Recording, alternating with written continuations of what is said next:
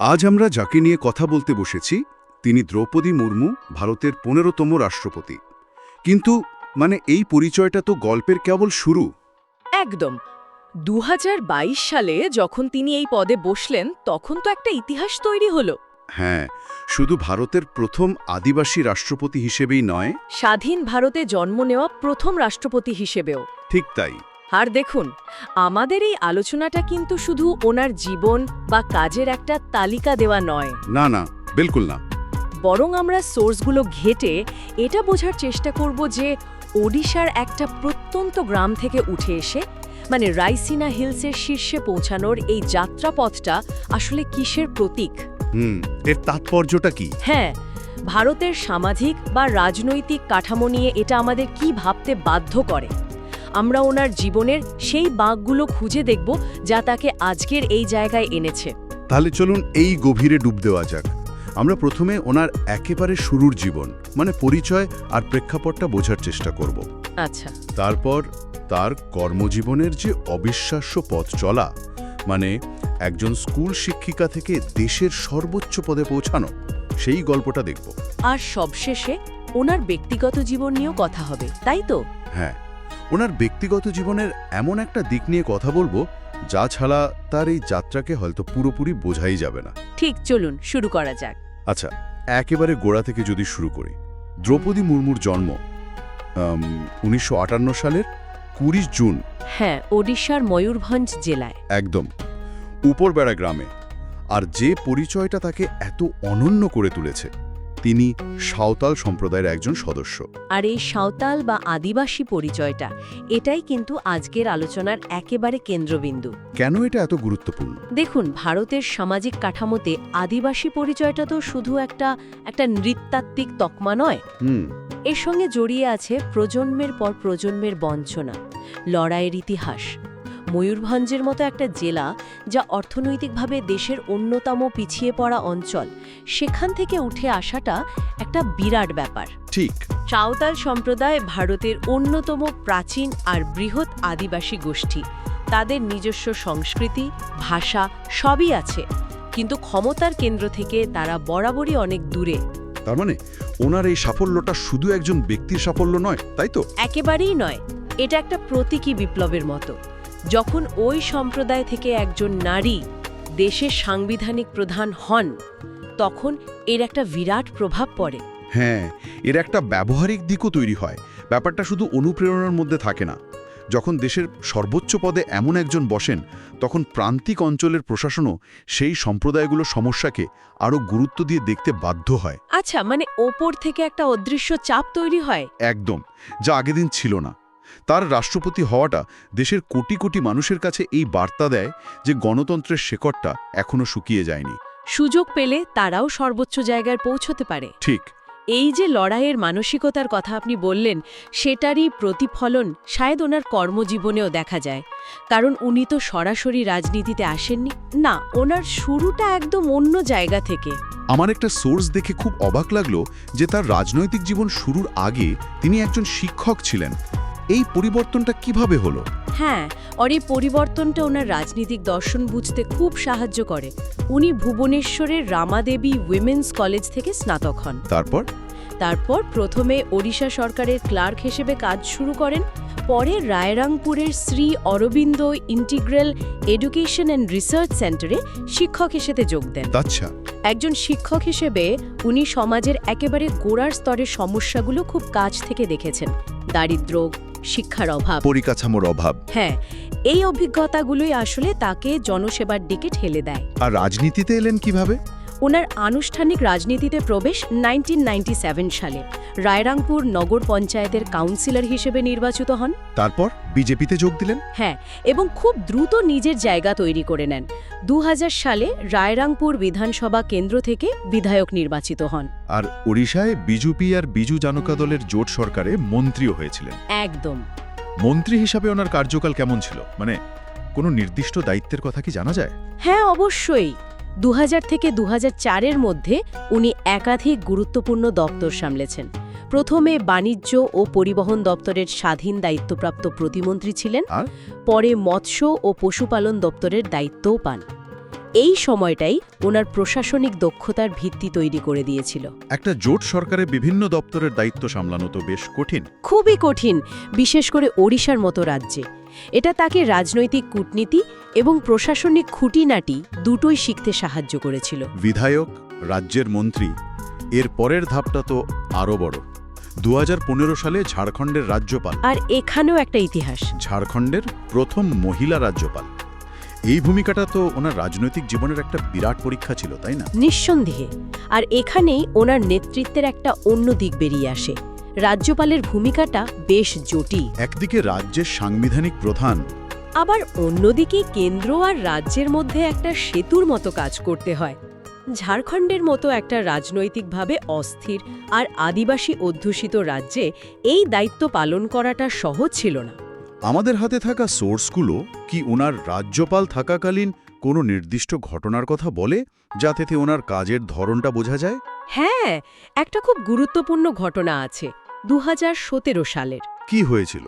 ঝাড়খণ্ডের তৎকালীন বিজেপি সরকার ছোটনাগপুর প্রজাসত্ব আইন আর সাঁওতাল পরগনা প্রজাসত্ব আইনে কিছু সংশোধনী আনে। এই আইনগুলো তো মূলত আদিবাসীদের জমির অধিকার রক্ষার জন্য। একদম। প্রস্তাবিত সংশোধনীতে বলা হয়েছিল যে আদিবাসী জমি শিল্প বা অন্য বাণিজ্যিক কাজের জন্য ব্যবহার করা যাবে। স্বাভাবিকভাবে বিরোধী দল আর বিভিন্ন আদিবাসী সংগঠন এর তীব্র বিরোধিতা করে। এখানেই তো তার ভূমিকাটা খুব গুরুত্বপূর্ণ হয়ে ওঠে। একদিকে তার নিজের দল বিজেপি বিলটা পাশ করেছে, আর অন্যদিকে তিনি নিজে একজন আদিবাসী নেত্রী। কঠিন পরিস্থিতি খুবই। এবং তিনি যা করেছিলেন তা অনেকে অবাক করে দিয়েছিল। তিনি ওই বিল দুটো পুনর্বিবেচনার জন্য রাজ্য সরকারের কাছে ফেরত পাঠান। বাহ!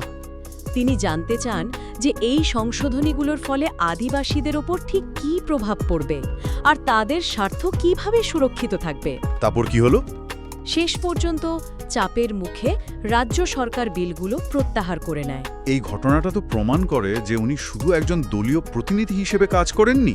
ঠিক, বরং সংবিধান এবং আদিবাসী সম্প্রদায়ের স্বার্থ রক্ষাকেই বড় করে দেখেছেন। এটা ওনার সাংবিধানিক পদের প্রতি দায়বদ্ধতা আর ব্যক্তিগত সাহসের এক বিরাট উদাহরণ। তার মানে রাষ্ট্রপতি হওয়ার আগেই উনি প্রমাণ করেছিলেন যে সাংবিধানিক দায়িত্ব পালনের ক্ষেত্রে উনি আপোষহীন। একদম। এই অভিজ্ঞতাটাই তো রাষ্ট্রপতি হিসেবে তার কাজের জন্য একটা দারুণ প্রস্তুতি ছিল। ঠিক। এই ঘটনাটা ওনার ভাবমূর্তিকে অনেক উজ্জ্বল করেছিল। এটা বুঝিয়ে দিয়েছিল যে তিনি শুধু রাবার স্ট্যাম্প নন, তিনি সংবিধানের রক্ষক হিসেবে নিজের ভূমিকাটা খুব ভালোভাবে বোঝেন। তাই রাজ্যপাল হিসেবে এই যে প্রশাসনিক আর সাংবিধানিক অভিজ্ঞতা, এটাই তাকে রাষ্ট্রপতি পদের জন্য একজন যোগ্য প্রার্থী করে তুলেছিল। তাই তার এই উত্থানটা কোনো আকস্মিক ঘটনা নয়, বরং দীর্ঘ পথ চলার এক স্বাভাবিক পরিণতি। একদম। এই যে এত বড় একটা রাজনৈতিক জীবনের কথা আমরা আলোচনা করলাম, এর সমান্তরালে ওনার ব্যক্তিগত জীবনে কিন্তু এক বিরাট ঝড় বয়ে গেছে। এই দিকটা হয়তো অনেকেই জানেন না, কিন্তু দ্রৌপদী মুর্মুর ব্যক্তিত্বকে বুঝতে হলে এটা জানা খুব জরুরি। 2009 থেকে 2014 এই 5 বছরের মধ্যে তিনি তার 2 ছেলে, স্বামী, এমনকি মা এবং ভাইকেও হারান। এটা এমন একটা যন্ত্রণা যা কল্পনা করা কঠিন। একজন মানুষ এতগুলো ব্যক্তিগত বিপর্যয় সহ্য করার পরেও কিভাবে জনসেবার কাজ চালিয়ে যেতে পারেন ভাবা যায় না। সোর্সগুলো থেকে যা বোঝা যায়, এই পর্বটা তার জীবনকে এবং তার ব্যক্তিত্বকে পুরোপুরি বদলে দিয়েছিল। ঠিক এখানেই তো ওনার মানসিক শক্তির পরিচয় পাওয়া যায়। এই চরম ব্যক্তিগত শোকের পরে উনি যেভাবে নিজেকে সামলে রেখেছেন তা এক কথায় অবিশ্বাস্য। ওনার প্রকাশ্য আচরণে এর কোনো ছাপ দেখা যায় না। একেবারেই না। উনি বরাবরই শান্ত, স্থিতধী এবং নম্র হিসাবে পরিচিত। এই মানসিক স্থিরতার উৎসটা কি, সেই প্রশ্নটা স্বাভাবিকভাবেই আসে। আর এখানে ওনার জীবনের আর একটা গুরুত্বপূর্ণ দিক সামনে আসে। কি সেটা? এই ভয়াবহ ট্র্যাজেডির পর উনি আধ্যাত্মিকতার দিকে ঝোঁকেন, ব্রহ্মকুমারী সংগঠনের সঙ্গে যুক্ত হন এবং মেডিটেশন বা ধ্যানের মাধ্যমে মানসিক শান্তি খোঁজার চেষ্টা করেন। আচ্ছা। মনে করা হয় এই আধ্যাত্মিক চর্চাই তাকে এত বড় শোক সামলে ওঠার শক্তি দিয়েছিল। এটা একটা খুব গুরুত্বপূর্ণ তথ্য, কারণ এটা ওনার সহনশীলতাকে একটা প্রেক্ষাপট দেয়।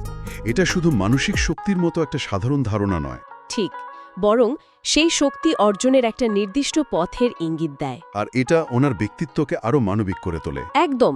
আমরা একজন নেতার রাজনৈতিক সিদ্ধান্তের কথা বলি, কিন্তু তার ভেতরের মানুষটা কেমন, কিসের মধ্যে দিয়ে তিনি গেছেন, সেটা জানলে তাকে আরও ভালোভাবে বোঝা যায়। যে মানুষ এত বড় ব্যক্তিগত ঝড় সামলে উঠতে পারে, তার মধ্যে যে এক অসাধারণ দৃঢ়তা রয়েছে তা নিয়ে কোনো সন্দেহ থাকে না। ওনার শান্ত স্বভাবের আড়ালে একটা ইস্পাত কঠিন মানসিকতা লুকিয়ে আছে। হ্যাঁ, যা তাকে যে কোনো প্রতিকূলতার মোকাবেলা করতে সাহায্য করে। আর হয়তো এই ব্যক্তিগত ট্র্যাজেডি তাকে সাধারণ মানুষের দুঃখ কষ্টের প্রতি আরও বেশি সংবেদনশীল করে তুলেছে। তাহলে পুরো আলোচনাটা যদি এক জায়গায় নিয়ে আসি, আমরা এক অসাধারণ জীবনগাথা দেখতে পাচ্ছি।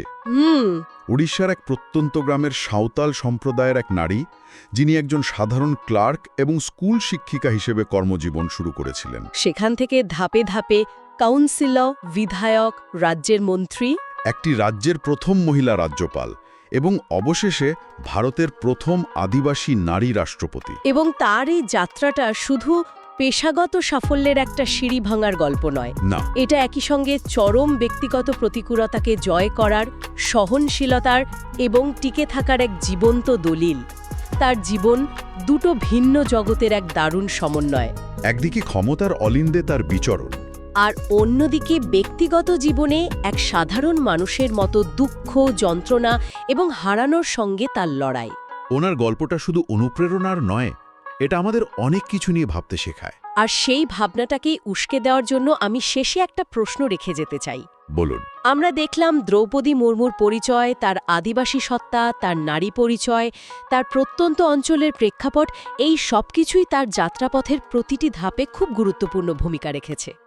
এখন প্রশ্ন হল, যখন এই ধরনের পরিচয় সম্পন্ন একজন নেতা বা নেত্রী ক্ষমতার শীর্ষে পৌঁছান, তখন কি নেতৃত্বের সংজ্ঞাই বদলে যায়? খুব ইন্টারেস্টিং প্রশ্ন। তার ব্যক্তিগত জীবনের প্রতিকূলতা আর প্রান্তিক পরিচয়, এগুলো কি তার নেতৃত্বকে এমন এক নৈতিক শক্তি দেয় যা হয়তো তথাকথিত মূলধারার নেতাদের মধ্যে সবসময় দেখা যায় না? এবং এই নতুন ধরনের নেতৃত্ব, হ্যাঁ, এই নতুন ধরনের নেতৃত্ব দেশের সেই সব মানুষের কাছে কী বার্তা পৌঁছে দেয় যারা এতদিন নিজেদের ক্ষমতার বৃত্তের বাইরে বলে মনে করত?